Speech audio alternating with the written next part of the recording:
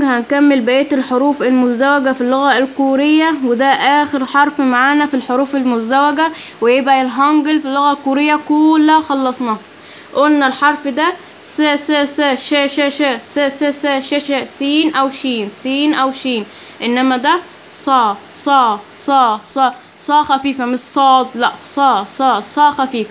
ده س س س ش ش ش زي مثلا ما أقول صا صو.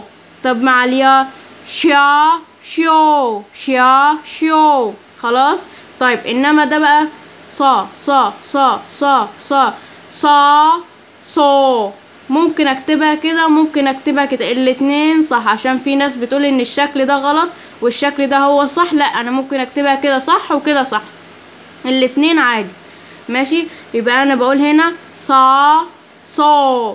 طب مع الياء واليو شا شو شا شو شا شو، خلاص. يبقى تاني شا شو في تش تش تش تش شا شو شا شو. يبقى دي س س س ش ش ش س س س ش ش ش صا صو شا شو، خلاص. لان الشين والتش الاتنين في ناس بيتلخبطوا ما بينهم في النطق، خلاص. يبقى كده احنا عندنا ايه شيا شيو، انما دي تشيا تشو تشيا تشو في تش تش تش تش تش تش.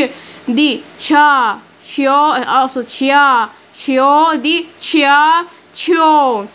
صا صو دي صا صو، صا صو صا صو.